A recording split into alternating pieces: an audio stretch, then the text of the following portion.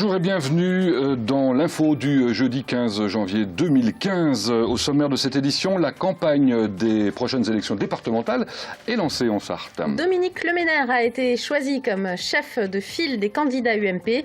De leur côté, les candidats de gauche entrent aussi dans la bataille. Le recensement de la population commence cette semaine un peu partout en France. Nous avons suivi un agent recenseur dans sa tournée à Sablé-sur-Sarthe. Et puis la ville du Mans et ses partenaires organisent des balades thermiques afin de sensibiliser les habitants aux économies d'énergie.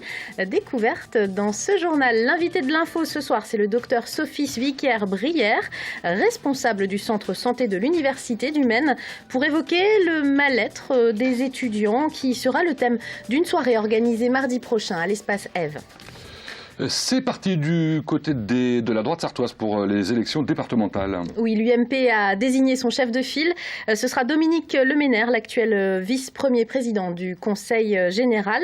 Dans un contexte où la gauche gouvernementale est fragilisée, la droite locale part favorite, mais pas forcément sereine, car cette année, les compétences de l'Assemblée départementale vont changer. Florent Clavel. Aux côtés du président du département, Jean-Marie Jeuveau, c'est lui qui donne le la.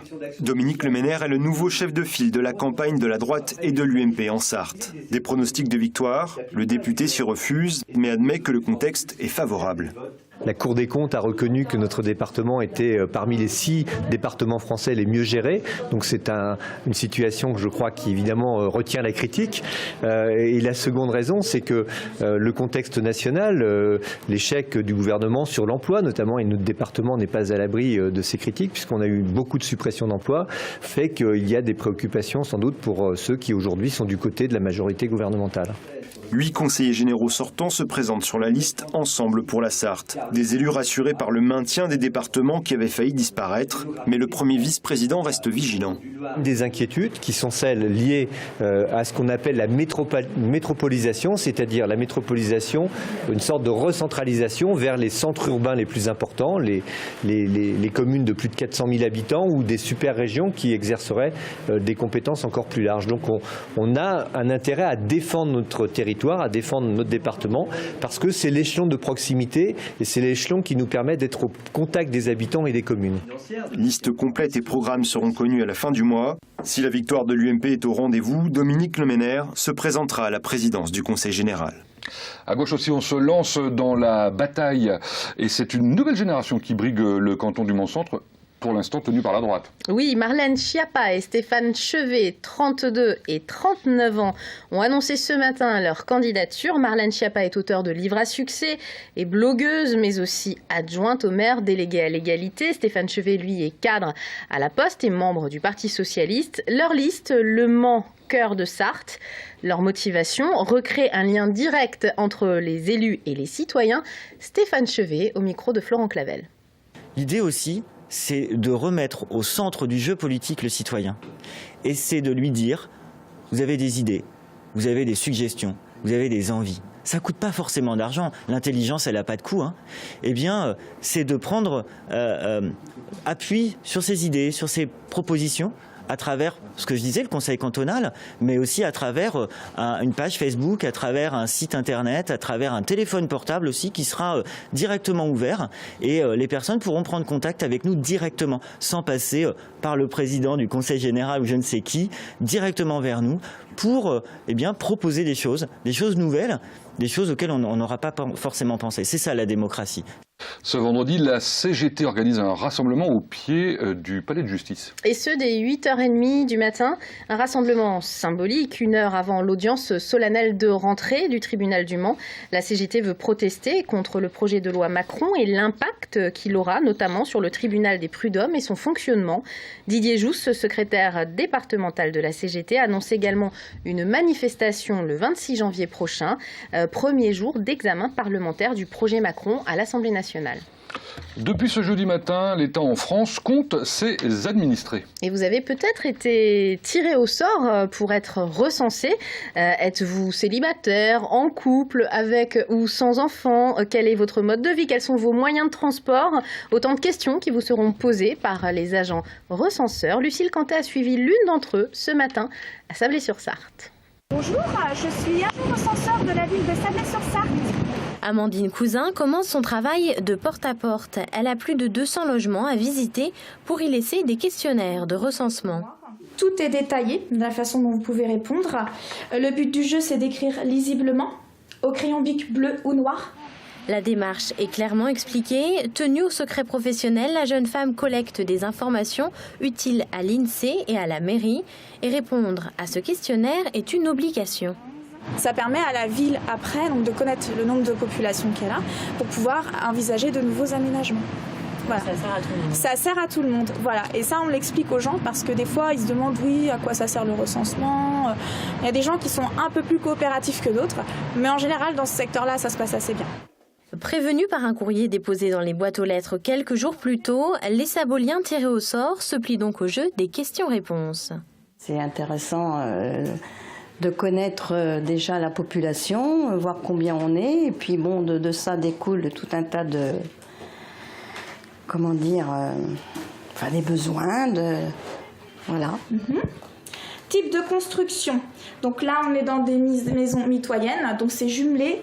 Et pour ceux qui le souhaitent, cette année, le tout peut se faire en ligne grâce à un code d'accès remis par l'agent recenseur. Mais pour ça, il faut encore que les gens soient chez eux. Amandine s'arme donc de patience et reste méthodique. Il faut être assez organisé parce que 5 semaines, ça passe très vite. Donc le démarrage doit être fait de façon efficace pour qu'ensuite, les adresses qui sont un petit peu plus compliquées, ceux qu'on n'arrive pas à voir, on puisse avoir plus de temps pour pouvoir prévoir les lettres de relance. Et si l'agent est passé en votre absence, il laisse un petit mot dans la boîte aux lettres. Vous devez donc le rappeler pour fixer un rendez-vous. Fin de la campagne de recensement le 21 février. Accueillons maintenant l'invité de l'info. Le docteur Sophie Zwicker-Brière, responsable du centre santé de l'Université du Maine. Et on va évoquer avec vous une soirée que vous organisez mardi prochain à l'espace Ève, donc c'est sur le campus de l'université, sur le thème le mal-être étudiant. Alors, du mal-être au bien-être ou comment trouver de l'aide quand ça ne fait pas rire. Comment va se dérouler la soirée déjà concrètement? Parce que c'est assez original. Oui, c'est un projet original. C'est dans le cadre de nos manifestations de prévention donc à destination des étudiants. Ça se passera donc mardi 20 janvier à partir de 19h au grand atelier de l'espace vie étudiante Ève sur le campus. Et voilà. Ça se déroule comment? Des petites scénettes? Alors, on a pris contact avec une compagnie de clowns pour pas que ce soit trop justement triste, sérieux. Et donc il y aura 3 scénettes jouées par les actrices qui expliqueront un petit peu 3 situations à partir de situations qu'on peut rencontrer régulièrement. Que les étudiants peuvent rencontrer régulièrement. Donc elles joueront 3 étudiants dans 3 situations différentes. Par exemple, mon petit copain m'a quitté, je vais très mal, mais j'ai quand même des partiels à passer. En gros, c'est ça, voilà. On se met vraiment dans la vie d'un étudiant lambda, quoi. Voilà, de 3 étudiants, avec une des clowns qui fera le lien entre les 3. Et ces 3 étudiants seront suivis sur 6 mois à peu près, donc du début de l'année universitaire jusqu'à la fin, la fête de fin de partiel, de premier partiel. Et à chaque fois, vous faites réagir les étudiants à l'issue de chaque scène? C'est-à-dire, on aura des scénettes entrecoupées de débats à chaque fois, donc avec les professionnels du centre de santé. Donc, on a une psychologue, moi-même, une infirmière, les assistantes sociales et un psychiatre, le docteur Nguyen, qui viendra aussi nous aider. C'est quoi le mal-être des étudiants? Parce que j'imagine qu'il y a un vrai besoin. C'est la raison pour laquelle vous avez organisé cette soirée. Alors, le mal-être des étudiants, c'est très vaste, c'est très divers. Ça peut être justement le fait de se retrouver un petit peu, comme on dit, déprimé après une rupture amoureuse. Ça peut être des difficultés sociales et financières qui entraînent une précarité, qui entraînent le fait de devoir travailler, de ne plus être aussi disponible pour ses études qu'on le voudrait. L'angoisse de l'examen, tout simplement. Tout à fait. Ça peut être des problèmes aussi d'intégration, que ce soit culturel, que ce soit à cause du rythme différent de Votre propos, c'est de ne pas minimiser l'angoisse et le mal-être pour pas que ça aille plus loin jusqu'à éventuellement des actes comme les tentatives de suicide ou autres.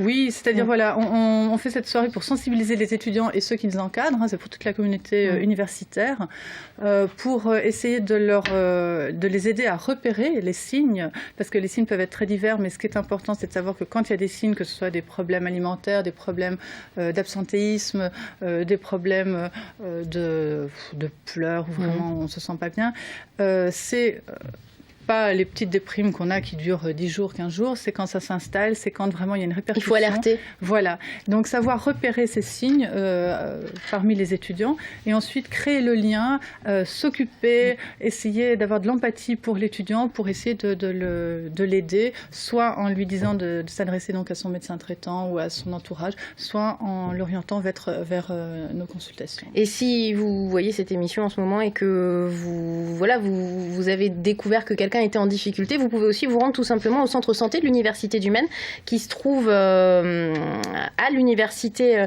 à la maison de l'étudiant de l'université au sous-sol. Vous allez à l'accueil et on vous indiquera tout simplement le chemin. Merci d'être venu nous en parler. Merci. La ville du Mans et le Mans Métropole ont décidé de se donner 6 ans pour réduire de 20%, ce qui est important, la consommation énergétique des habitations. Absolument. Et ce lundi, la ville met en place son premier conseil territorial de transition énergétique qui va rassembler tous les acteurs de cette transition dont tout le monde parle, Pascal, mais comment la rendre très concrète pour les habitants?